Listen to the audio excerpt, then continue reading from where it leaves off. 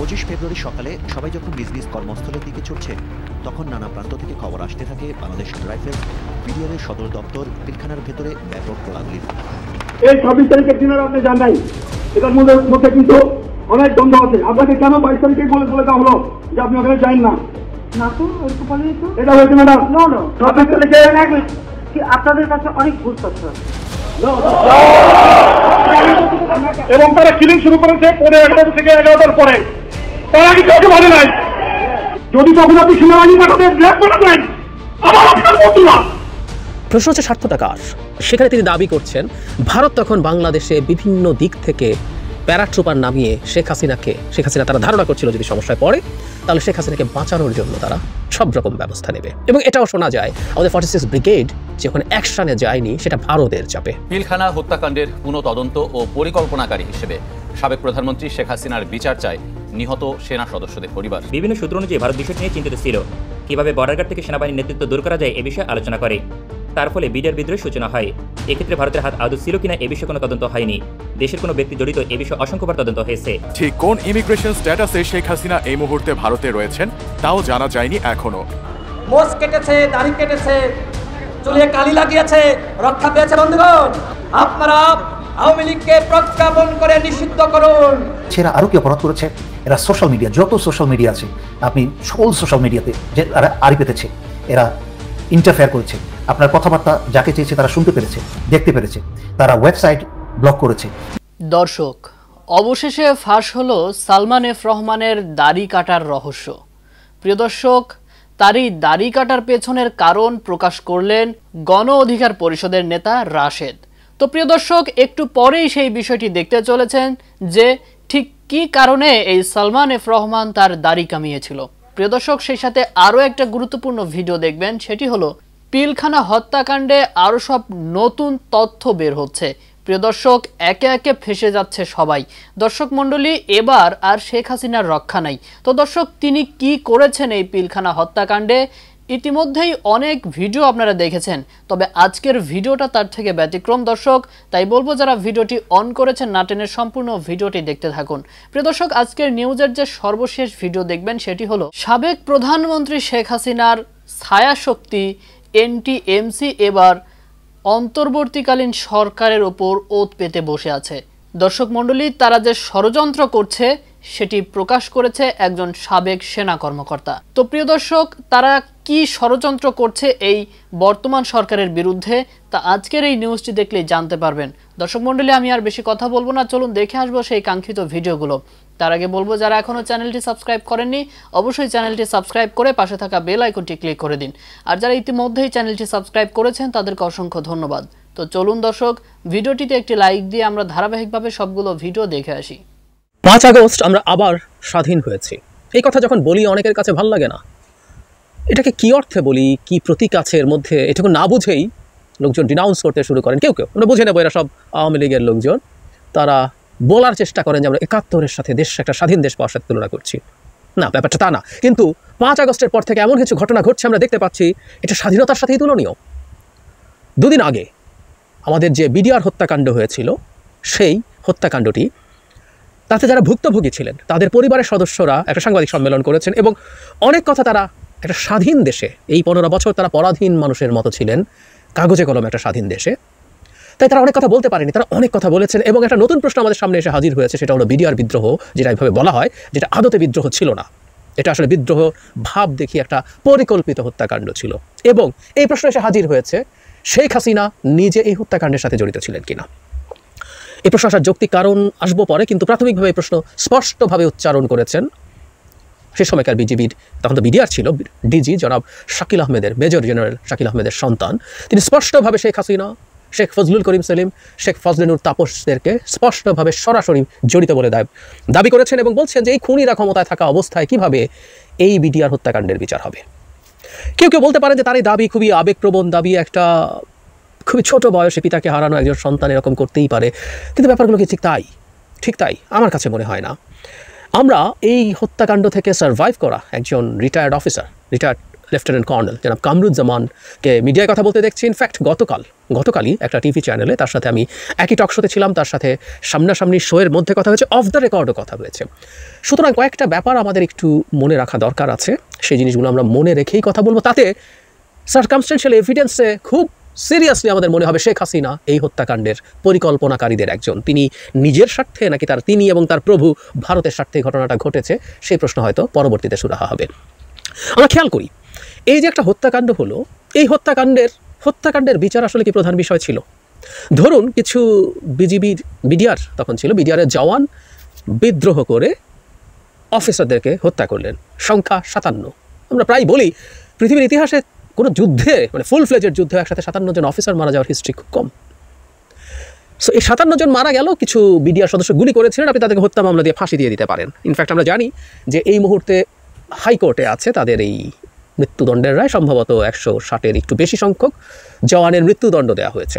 আরেকটা আমি গতকালই জানলাম, এটা বিস্ফোরক আইনে যে মামলা হয়েছে সেটা এখনও, ওখানে প্রায় 1300-র মতো আসামি আছে, নিম্ন আদালতেই ওটার বিচার এখনও চলছে, বিচার শেষ হয়নি।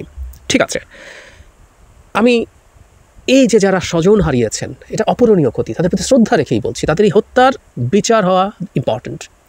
তো তার চাইতে 1000 গুণ বেশি ইম্পর্টেন্ট হচ্ছে এই ঘটনাটা কেন ঘটেছে, এর পেছনে কারা আছে। কারণ এখানে দুটো বাহিনী জড়িত।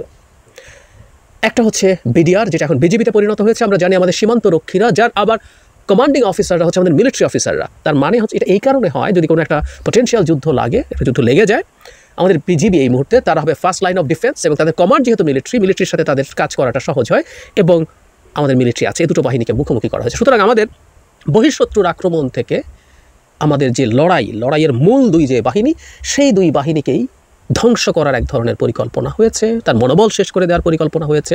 সুতরাং এটা জাস্ট একটা হত্যাকাণ্ড না।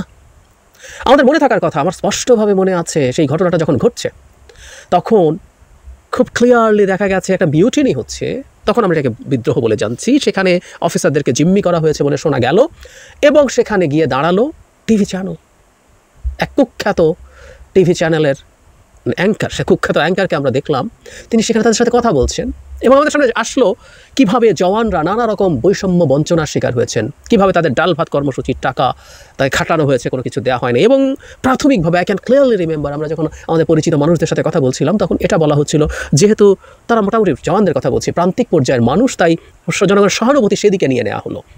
এক ধরনের ক্ষোভ বা একটু মন খারাপ আমাদের অনেকেরই অফিসারদের প্রতি হয়েছিল, কারণ অফিসাররা এলিট, তারা তাদেরকে শোষণ করছে। অথচ ভেতরে কি বিভৎস ঘটনা ঘটছে তখন কিন্তু সরকার জানে। জনাব কামরুজ্জামান, রিটায়ার্ড লেফটেন্যান্ট কর্নেল, তার কাছ থেকে তিনি একদম পুরো ওই সময় দরবার হলে জনাব শাকিলের কাছে ছিলেন। তিনি কাকে ফোন করেছেন, মিলিটারি চিফকে ফোন করেছেন, তিনি ফোন করেছেন র্যাব প্রধানকে, এমনকি প্রধানমন্ত্রীকে, যেটা সবচেয়ে জরুরি কথা, প্রধানমন্ত্রীকেও করেছেন। প্রধানমন্ত্রীকে করার পরে তারপর যেটা হলো যে প্রধানমন্ত্রী সহ সবাই বলেছেন এখানে সেনা পাঠানো হচ্ছে, কিন্তু সেনা পাঠানো হয়নি, এবং সেনা পাঠানো পরবর্তী যখন সেনাবাহিনী গেল, এবং সেটা অনেক পরে। আমরা এই তথ্য খুব নির্ভরযোগ্য সোর্স থেকে জানতে পারি যে আমাদের ঢাকায় যে 46 ব্রিগেড আছে, সেটাকে মুভ করতে দেয়া হয়নি অনেক লম্বা সময়, এর মধ্যে এই হত্যাকাণ্ডগুলো ঘটেছে। তাহলে কেন এটা করতে দেওয়া হয়নি, আমরা এই প্রশ্ন করতেই পারি। ফজলুল তাপস, শেখ ফজলুল করিম সেলিম এবং আরও কিছু আওয়ামী লীগের নেতার নাম এসছে, যাদের সাথে জওয়ানরা তাদের কিছু ক্ষোভ নিয়ে আলোচনা করেছিল। তো তারা জানার পরও এই তথ্য সরকার এবং বিজিবির ডিজি সহ এদেরকে জানায়নি কেন? তারা বৈঠক করেছেন, এটা তো প্রমাণিত, যে কারণে এই নামগুলো আসছে। মানুষজনকে বা বিস্ফোরক আইনের নিয়ে মানুষজনকে কিছু শাস্তি দেবেন, কেন আপনি এই তদন্ত করবেন না? এটা আদতে কোনো ডাল ভাত কর্মসূচির সংকটের সমস্যা না। মানে ব্যাপারটা এইরকম যে ডাল ভাত কর্মসূচি নিয়ে জওয়ানদের সংকট আছে, তাই তারা একদিন বিদ্রোহ করলো, তারা 57 জন অফিসারকে মেরে ফেললো, এত সোজা। মানে এটাকে আমার কাছে একদম ওই ক্রস ফায়ারের যে গল্প বলে জুডিশিয়াল কিলিংয়ের ক্ষেত্রে, ঠিক ক্রস ফায়ারের গল্প বলে মনে হলো। একেবারে ডিফারেন্ট কিছু মনে হয় না, তাই না? হতেই পারে না। এবং এটা যতদিন আমরা করছি না, ততদিন কিন্তু আমাদের জন্য খুব সিরিয়াস ঝুঁকি থেকে যায়। প্রশ্ন হচ্ছে স্বার্থটা কার? আমাদের মনে থাকার কথা, আমি এটা নিয়ে ভিডিও করেছি, কিন্তু অবিনাশ পালিওয়াল একটা বই লিখেছেন, সোয়াসের প্রফেসর, বাংলাদেশ নিয়ে তিনি খুব গুরুত্বপূর্ণ কাজ করেন। সেটার একটা অংশ ইন্ডিয়ার একটা পোর্টালে পাবলিশ করা হয়েছিল, সেটা নিয়ে একটা ডিটেইল ভিডিও করেছি। ভিডিওটা আমি খুঁজে পেলে মন্তব্যে দিয়ে দেবো। সেখানে তিনি দাবি করছেন ভারত তখন বাংলাদেশে বিভিন্ন দিক থেকে প্যারাট্রুপার নামিয়ে শেখ হাসিনা তারা ধারণা করছিল যদি সমস্যায় পড়ে তাহলে শেখ হাসিনাকে বাঁচানোর জন্য তারা সব রকম ব্যবস্থা নেবে। এবং এটাও শোনা যায় আমাদের 46 ব্রিগেড যে ওখানে অ্যাকশানে যায়নি সেটা ভারতের চাপে, ভারত চেয়েছে। তার মানে এর পেছনে পরিকল্পনা আছে এবং আপনি সুষ্ঠু তদন্ত হতে দেন নাই। শুধু সেটা না, এই স্বাধীন, এখনকার স্বাধীন বাংলাদেশে তারা দাবি করছেন, বলছেন দ্যাটস ট্রু, যে তারা ঠিকমতো কথা বলতে পারেননি। তারা এই 25 তারিখকে কেন্দ্র করে প্রোগ্রাম করার চেষ্টা করেছেন, অনেক সময় প্রোগ্রাম হতে দেওয়া হয়নি, হলেও সেখানে কোনো মিডিয়ার প্রেজেন্স ছিল না, কারণ সরকারের দিক থেকে সেগুলোকে এত শক্তভাবে বাধা দেওয়ার চেষ্টা করা হয়েছে। কেন বাধা দেওয়া হয় আমরা বুঝি। আরেকটা তথ্য একটু জানা খুব জরুরি, খুবই জরুরি। আমরা প্রায় বলি যে খুব মানে দেশপ্রেমিক, খুবই সাহসী অফিসারদেরকে এখানে হত্যা করা হয়েছে। আমি একজন মিলিটারি অফিসারের সাথে কথা বলে এই ব্যাপারে জেনুইনলি এটাকে যে সত্য তথ্য সেটা বুঝতে পেরেছি। যেহেতু বিজিবি আমাদের বর্ডার এলাকায়, পেরিফেরাল এলাকায়, বুঝি আমরা উপজেলা পর্যায়ে হয়তো তাকে থাকতে হয় বা আরও প্রত্যন্ত এলাকায় থাকতে হয়, আমাদের অনেক জায়গা আছে খুবই প্রত্যন্ত এলাকায় বর্ডার। তো ওই পোস্টিংগুলো সাধারণত সেই অফিসারদেরকে দেওয়া হয় যারা সরকারকে চাটে কম, কথ্য শব্দটা বলেই ফেললাম, যারা কম চাটুকারিতা করে, কম তেল মানে। স্বাভাবিকভাবেই উনি ওনার পোস্টিং ভালো জায়গায় ধরে রাখতে পারেন না, তাদেরকে দূরে সরিয়ে দেয়। তার মানে আওয়ামী লীগ সরকারকে যারা পা চাটেনি, মোটা দাগে সেই অফিসাররাই আসলে বিজিবিতে পোস্টেড ছিলেন। তাহলে আমরা চোখ বন্ধ করে ধরে নিতে পারি আমাদের সবচেয়ে সাচ্চা এবং দেশপ্রেমিক অফিসাররাই মূলত বিজিবিতে ওই সময় ছিলেন। সুতরাং এই যে ন্যারেটিভ আছে যে ওই বিজিবির অফিসারদেরকে হত্যা মানে হচ্ছে আমাদের সত্যিকার অর্থে দেশপ্রেমিক অফিসারদেরকে হত্যা করা, এটারও যুক্তি আছে। সালমান এফ রহমান 36,000 কোটি টাকা বিভিন্ন ব্যাংক থেকে ঋণ নিয়েছে। ব্যাংকগুলো ওর বাপদাদার সম্পদ, যে ওর ঋণ নিয়ে ওর ঋণ পরিশোধ করে না। মোষ কেটেছে, দাড়ি কেটেছে, চুলে কালি লাগিয়েছে, রক্ষা পেয়েছে। বন্ধুগণ, সালমান এফ রহমানের ফাঁসি দিতে হবে, আইনমন্ত্রী আনিসুল হকের ফাঁসি দিতে হবে, শেখ হাসিনাকে তার দাদাবাবুর দেশ থেকে ফিরিয়ে এনে জনতার আদালতে ফাঁসি দিতে হবে। আওয়ামী লীগের এই রাজনীতি নিষিদ্ধের দাবি উঠেছে। আমরা অন্তর্বর্তীকালীন সরকারের কাছে আবেদন রাখতে চাই, আপনারা আওয়ামী লীগকে প্রজ্ঞাপন করে নিষিদ্ধ করুন। প্রিয় উপস্থিতি, আপনারা কি চান আওয়ামী লীগকে নিষিদ্ধ করা হোক? হাত উঁচু করে দেখান, আওয়ামী লীগকে নিষিদ্ধ করা হোক। আপনারা বলেন আওয়ামী লীগকে নিষিদ্ধ করা হোক, এটি কি আপনারা চান? দেখেন সাংবাদিক ভাইরা, আজকে এখানকার উপস্থিত জনগণ তারা বলছে আওয়ামী লীগকে নিষিদ্ধ করা হোক। যে দল গুম করেছে, খুন করেছে, গণহত্যা চালিয়েছে, সেই দল বাংলার মাটিতে রাজনীতি করতে পারে না, পারে না, পারে না। আওয়ামী লীগকে বাংলাদেশে রাজনীতি করতে দেওয়া হবে না, হবে না, হবে না। ওবায়দুল কাদের বলেছিল শেখ হাসিনা পালিয়ে যায় না। শেখ হাসিনা তো পালিয়েছে, সাথে জেলাপেলালাও পালিয়েছে। ওবায়দুল কাদের কি ইন্ডিয়ায় নাকি বাংলাদেশে? ওবায়দুল কাদের শুনছি, কখনো শুনছি ইন্ডিয়ায়, কখনো শুনছি বাংলাদেশে। গতকাল দেখেছেন কতিপয় দুর্বৃত্তকে গ্রেপ্তার করা হয়েছে। এর আগে এরশাদ 9 বছর জোরপূর্বক ক্ষমতায় ছিল, এরশাদ পালিয়ে যায় নাই, বাপের বেটার পরিচয় দিয়েছে। শেখ হাসিনা শেখ মুজিবের কন্যা হলে বাপের বেটির পরিচয় দিত, বাপের বেটির পরিচয় দিতে পারে নাই। সুতরাং শেখ হাসিনা আজকে এমন ভাবে পালিয়েছে, আজকে দেখেন আওয়ামী লীগের সাধারণ কর্মীরা তারা শেখ হাসিনার প্রতি ঘৃণাবোধের জায়গা থেকে আজকে আর মাঠে নামছে না। শেখ হাসিনা ইন্ডিয়ায় বসে যে আহ্বান জানিয়েছিল, সেই আহ্বানে আওয়ামী লীগের নেতাকর্মীরা তারা সাড়া দেয় নাই। আওয়ামী লীগের সাধারণ কর্মীদের উদ্দেশ্যে বলতে চাই, আজকে যদি আপনারা শেখ হাসিনার নির্দেশে আপনারা তাণ্ডব চালানোর চেষ্টা করেন, আপনারা সন্ত্রাস করার চেষ্টা করেন, তাহলে একটাও কিন্তু ঘরে ফিরতে পারবেন না। স্বৈরাচারী শেখ হাসিনা এবং আওয়ামী লীগের প্রতি তার একটা সহানুভূতি থাকবে। তাই এরকম একটা স্পর্শকাতর জায়গায় ওনার মতো একজন বিতর্কিত ব্যক্তিকে কোনোভাবেই বসানো উচিত হয়নি। তাই আমি আমাদের সামরিক উপদেষ্টাকে অনুরোধ করব, আপনারা একজন দেশপ্রেমিক জেনারেলকে সেখানে বসান, খুব দ্রুত এই বর্তমান মেজর জেনারেল রিদওয়ানকে সেখান থেকে সরিয়ে এমন জায়গায় পাঠান যেখানে কোনো কমান্ড নেই, সেরকম জায়গায় পাঠান। এই এনটিএমসি মূলত 2008 সালে ডিজিএফআই হেডকোয়ার্টারে ছিল এই এনটিএমসি, কিন্তু সেখান থেকে পরবর্তীতে সেটা সরিয়ে তার নিজস্ব হেডকোয়ার্টারে, নিজস্ব বিল্ডিংয়ে সেটা চলে যায় এনটিএমসি। এই স্বৈরাচারী শেখ হাসিনা 15 বছর বাংলাদেশের জনতার নীরবতায় যেরকম একটা দানব হয়ে উঠেছে বিনা প্রতিবাদে, ঠিক তেমনি একই সাথে স্বৈরাচারী শেখ হাসিনা এই খুনি জিয়াকে র্যাব থেকে বিভিন্ন স্থানে খুন করার পরে, সেই নারায়ণগঞ্জের 7 মার্ডার থেকে শুরু করে বিভিন্ন খুন করার পরে তাকে নিয়ে আসে এই এনটিএমসিতে। 2017 সালে পরিচালক হিসেবে সেখানে পদ দেওয়া হয় এবং দানব হিসাবে গড়ে উঠতে থাকে এই এনটিএমসি। পরবর্তীতে তাকে ডিজির একটা পদ সৃষ্টি করে এই খুনি জিয়াকে মেজর জেনারেল পদে পদোন্নতি দেওয়া হয়।